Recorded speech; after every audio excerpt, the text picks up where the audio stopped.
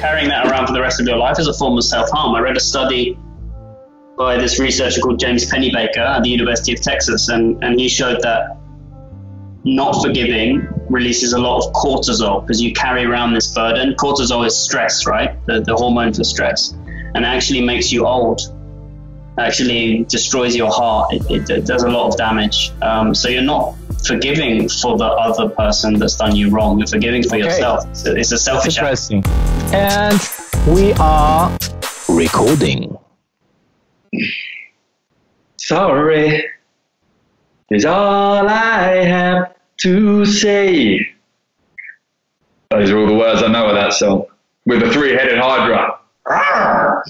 And today's topic is forgiveness. James Edgerton, tell me your 1 minute on forgiveness. You know, it's an interesting word, forgiveness. I've just realised, because you said it like that then for the first time, forgive, because you are giving something. Maybe there's something in that. Mate, there's a lot to forgiveness. I think that when we talked about determinism, right, so that people are a result of all their genetic and environmental factors up to a single moment, up to a single decision, it's very hard not to at least have some empathy or then forgive somebody. I think there's a lot that goes into forgiveness, which we'll get onto. Forgiving other people doesn't mean forgetting. I don't like forgive and forget. I forgive, but I never forget.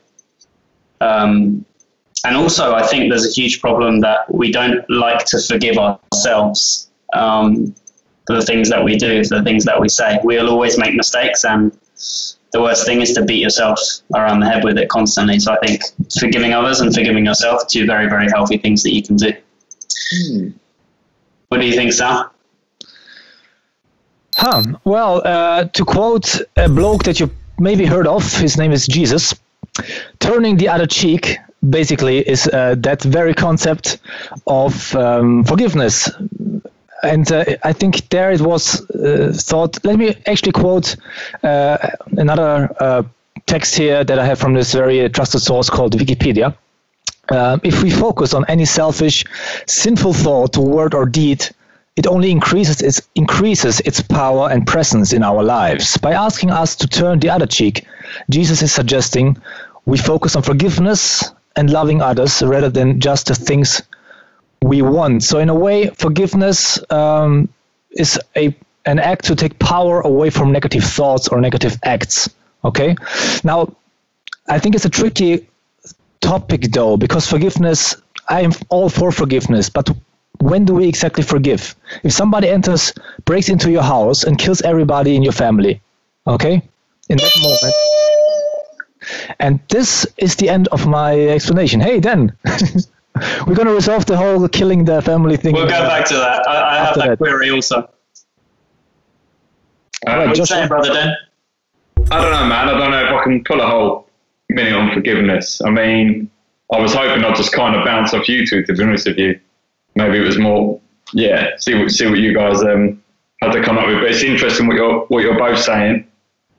I think in generally I'm quite a forgiving person, but maybe you two will tell me some more things about the word, and I might decide otherwise in the end. I mean, like you say, maybe forgiveness isn't just, I guess you can't just let someone walk over you and then let them walk over you again and again and again. But yeah, to hold a grudge, to let go of a grudge, is that forgiving someone? Or is that not, have I got the wrong idea of the word?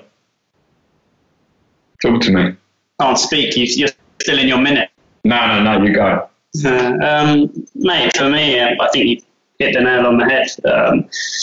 Look, language is very powerful, right? And the definitions are extremely important. What I understand as forgiveness is letting it go, right? If you perceive that somebody's done you wrong, or if they have actually done you wrong, and you let them live in your head rent-free, then it's not good for you. It doesn't make any difference to the person, does it? They don't know that you're carrying around this anger, this bitterness. Just letting things go. That's exactly not the same as letting people walk over you. Like I said in my minute, I believe in forgiving and not forgetting. I forgive because I don't carry things around with me all day. I'm not bitter about experiences. If I feel hard done by, I let it go after a few days, really. Honestly, I get angry because I'm volatile, 86. But then I let it go because I've got other things to think about. But I will never forget that because I do not want to trip up on the same stone twice. So you'll be marked down in my little book, and I'll be careful how I treat you and how I'm treated by you in the future if we cross paths again. But I don't carry it around as a burden, that's for sure. Mm. Let it go. Let it go. Beautiful. Just like the original. I don't know. I mean, forgiveness is tricky because, I mean, first of all, you need the tools to be able to forgive and the character traits to be able to use those tools to enable forgiveness. But that's something I want to get into after this. I mean, forgiveness in a way is being aware of the other person's, being understanding of the other person, right? In certain ways. So if somebody did something bad, they stole something and they went to jail, you maybe be forgiving because you say, okay, they had a bad childhood, and the more you learn, somehow then it triggers maybe a certain, but when you hear certain facts, maybe you will view this person differently and are more able to forgive this person, right? But again, to the example that I was starting before you cut me off, because my minute was, because I reached my 1 minute limit. Them's the rules, man. Them's the rules. Exactly. If somebody enters your house by force, kills your family in front of you, obviously in that moment you will be fighting this person tooth and nail, right? You will not be thinking at that moment, oh, that person maybe had a bad childhood, and so everything that led up to this moment is about is now kind of is now the result we're seeing here. The bullets flying around me is a result of that, right? But why are you then forgiving this person maybe 20 years later and not in that moment? Because in the end, the facts haven't changed really. Go on, man. Why? You know what I mean? No, I'm asking you. Oh, because it's self-harm. Carrying that around for the rest of your life is a form of self-harm. I read a study by this researcher called James Pennybaker at the University of Texas, and he showed that not forgiving releases a lot of cortisol because you carry around this burden. Cortisol is stress, right? The hormone for stress. And it actually makes you old. It actually destroys your heart. It does a lot of damage. So you're not forgiving for the other person that's done you wrong. You're forgiving for yourself. So it's a selfish act. That's very interesting. Yeah, exactly. I was about to ask you that, because in the end, and really, you're not really forgiving the other person and understanding the other person, and it's not really the act as, just to quote Jesus again, it's not really what he had in mind. And I'm not really promoting Jesus here right now. It's just an example I picked up. This podcast sponsored by Jesus. by the Catholic Church here in Rome. So the interpretation of this professor then is that it's just a selfish act. We're losing it. Oh God. Okay, so let's say somebody has character traits that would make it almost impossible to forgive.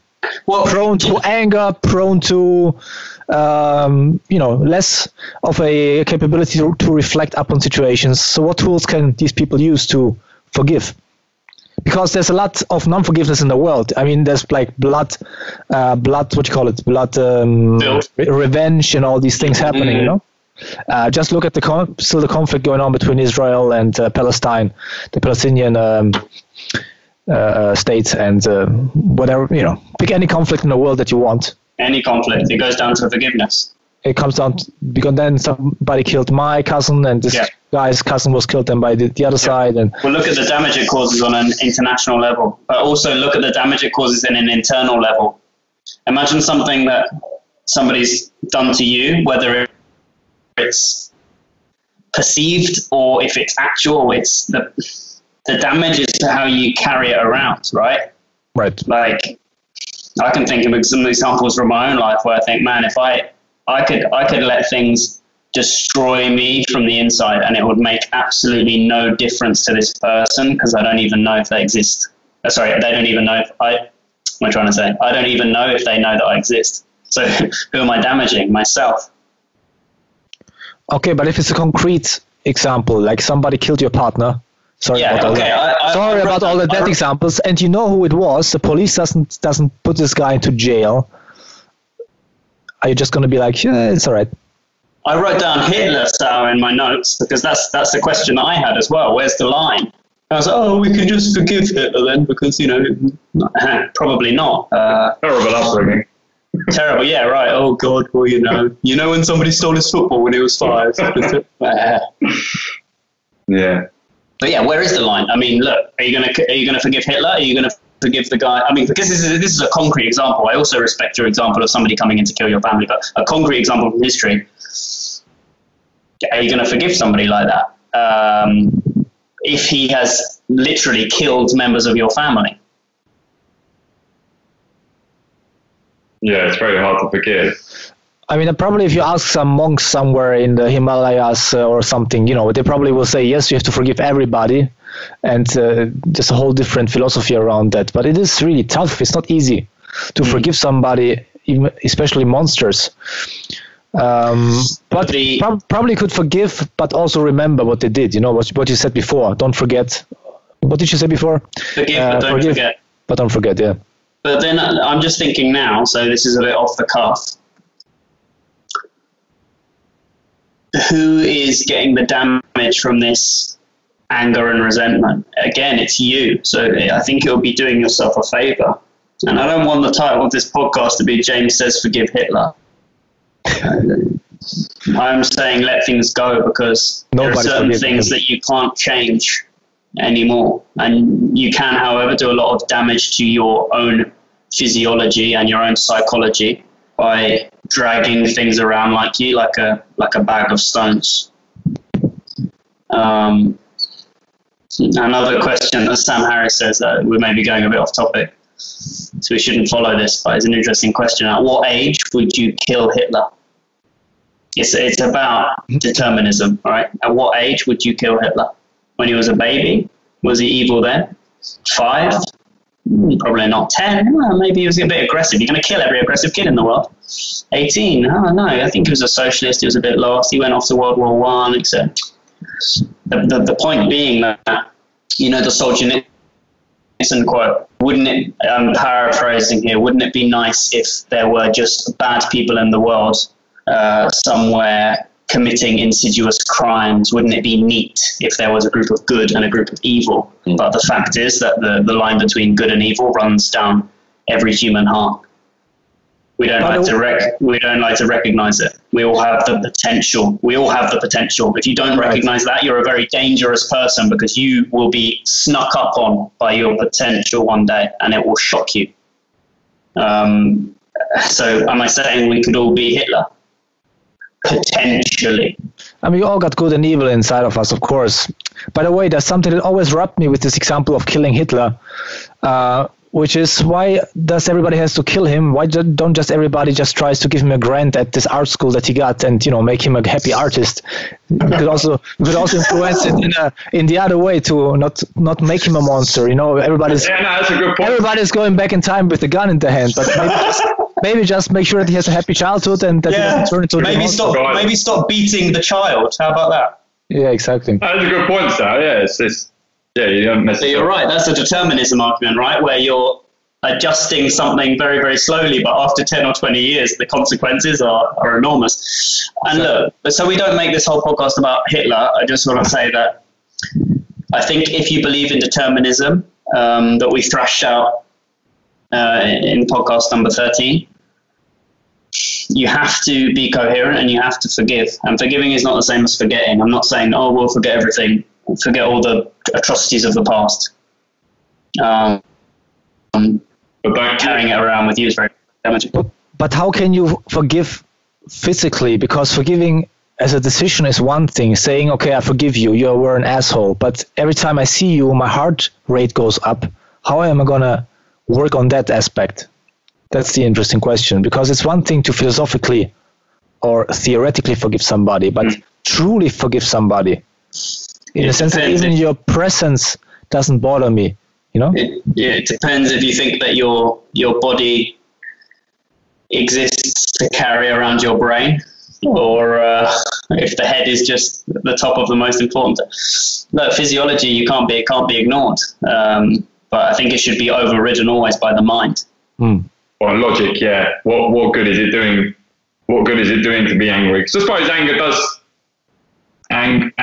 does serve a purpose in the moment, does it? If you were in danger and you didn't get angry, you wouldn't do anything about it, and you could die, I suppose, is the worst thing that could happen. But logically, yeah, if it's interaction you've had with someone, like you say, if it's someone you don't like, and every time you see them you get angry, you've got to let your logic override what that physical thing is doing to you, and it's never doing you any good, is it? If there's something you can do about that person, then do it, as in not hurt them, but if there's something you can do to make sure whatever angered you doesn't happen again, then do it. But if not, then kind of don't let it drain your energy, you know? Yeah.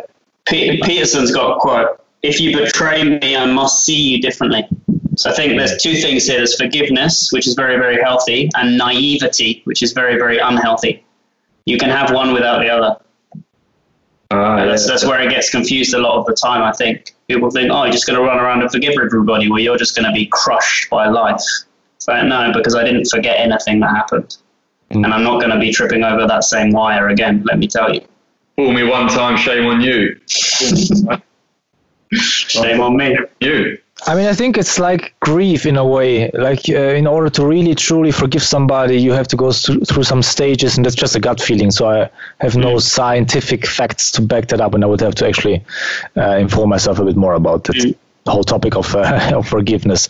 But I would say that, a gut feeling tells me that there's like in loss and grief, you have to go through certain stages to truly be able to forgive somebody. And I think the best tool, also that's just my gut feeling, but I suppose the best tool that I can come up with right now is meditation in the end. Because that is actually something that teaches you to take a bird's perspective from the feelings, the moment, the impulses, okay? To take a step back and just to observe them and just to be aware of them and to see, okay, I feel this way. I feel that I am angry right now, that I have this impulse. And so the first step is to recognize that and just observe it as if it is traffic passing by, Absolutely. And so if you reinforce it, if you already meditated for several years, I think then it might be easier to really truly forgive. It's just my two cents. I would agree with that 2 cents. Like Sam Harris says, don't be a prisoner to your thoughts. You should watch them passing, like you say, like traffic. Oh, that's good. See you later. You don't have to be ridden by them like you're a horse. Can I move on perhaps to forgiving yourself? Because that's a slightly different kettle of fish, isn't it? Right, sure. Because now we're talking about the self, and you're thinking, well, who's forgiving who inside this? It's a good point. This little ball. The reason that I bring this up is because I've been watching a lot of Mike Tyson recently, and Mike Tyson was an absolute monster, and he admits it freely. He was a monster as a boxer, in the best sense of the word, but he was an absolute monster in the worst sense of the word as well. He was brought up, his story, this is when you understand determinism. When you look at his story and you think, how could he not be that? Jesus. Like his mother was a prostitute, his father wasn't around, he lived in Brownsville, New York, very, very violent. He was just subjected to the worst inputs genetically and environmentally that any child could possibly put up with. And then he was institutionalized, and he eventually got into boxing, and then he was molded into a monster by his trainer Customato, who saved him on one hand, but on the other hand also hypnotized him into being this kind of killing machine who couldn't turn off this just animal drive to destroy. He saved his life in some ways, but he also, in a way, created an absolute animal in the worst sense. So Tyson now is much more mellow. So he was convicted of rape. He did some terrible things. He said some awful things that you couldn't repeat. And now he's mellowed. He's over 50 now, and he says that I was a monster back then, and he's still riddled with this guilt. Right? He says I can't forgive himself. In this podcast that he did a few months ago, it was really sad because he said, look, if I die tomorrow, I need to write the world a check. Like, I've been overpaid. Like, I've done some terrible things to people, and you need to pay, because where I'm from, you pay for what you do. and I haven't paid. I don't find a way to pay. And then his co-host said, look, man, you just need to learn to forgive yourself. That's the only thing you can do. Didn't he? So I remember you sent me that clip. He didn't like that, did he? He said straight away, no. Didn't he? Push back. No. Well, the other guy said to him, no, you are a god. You are, God amongst men. And he said, no, I know what I am. I'm filth. I'm nothing. He said, when I was a kid, I worshipped nothing. Do you know how low you have to be to worship nothing? I'm nothing. I'm just this kid from the gutter who's struck luck. I've just been lucky in life, and I've just destroyed so many people's lives along the way. And I can't forgive myself. And like, man, when he's speaking, you think this guy's like destroyed by what he did. I'm sure he's destroyed many lives, yeah, but at what point do you also forgive yourself and say, I'm not that person anymore. I'm not the guy. I'm not the person in the mid-90s that did all these things, because I'm Mike Tyson in 2020 and you are a different person. At what point do you forgive yourself? I think that's the hardest thing to do, because a lot of the time we're our own worst enemies, We hold ourselves to the fire. Yeah, you have this inner voice all the time on, and it's always judging you. And so I suppose that also has to do with that. If you're on a diet, for example, and then you break the diet before, and you ate a greasy chocolate cookie because it was so delicious sitting there, then probably you're going to beat yourself down. But you have to be able also to forgive yourself for being a human being, for being weak in many situations. We're not perfect robots. That's what makes us human. I think a lot of psychological problems actually have to do with the fact that people don't forgive themselves. They don't accept, or they don't leave. They create kind of a perfect version, idealized version of what they would like to be, and then they don't forgive themselves for not reaching that goal or not reaching that ideal. And it's the flip side of a really positive thing, right? Which is to create a goal and to strive for it. Well, yeah, I think, and I guess the art is to try to improve, try to be the best self, but at the same time, not beat yourself down when you every now and then. But it's a strange and sometimes contradictive kind of endeavor, isn't it? Like you try to be the best self and you try the best every single day, and but I think you just have to be playful with this whole goal situation, right? All these missions, you have to be playful with life. You have to allow yourself to be human in between. And then just, the next day get up and say, okay, I'm going to do it again, this time better.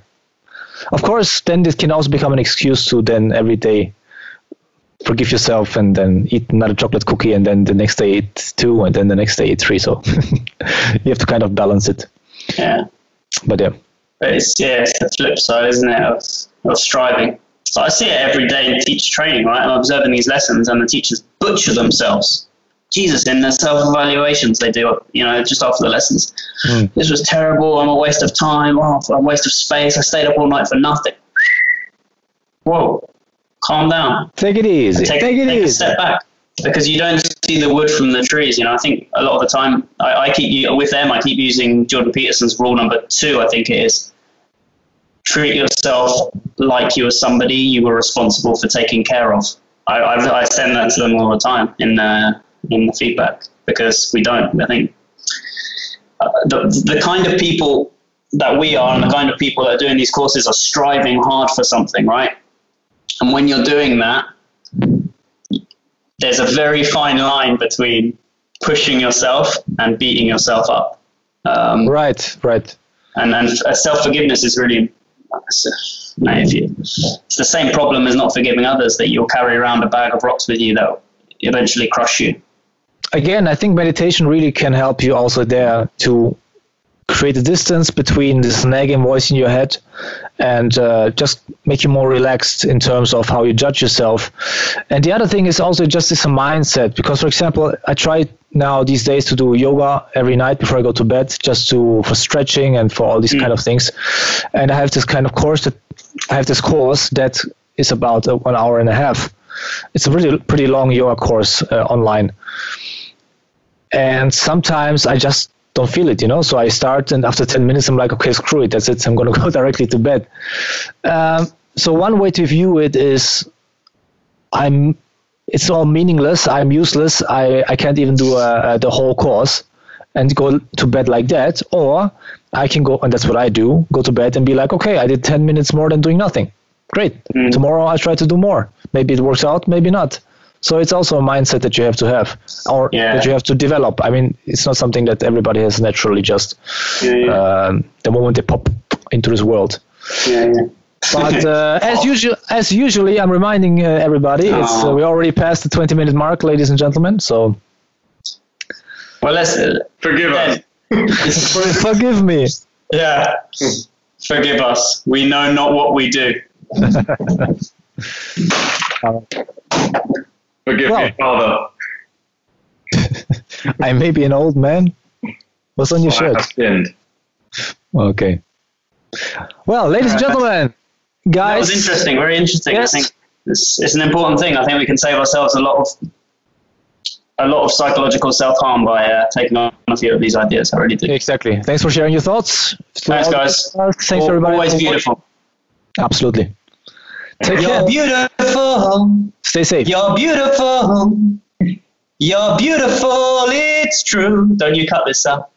I will I not. saw your face in a crowded place. I think I got introduced to and I couldn't wait to forgive you. All right.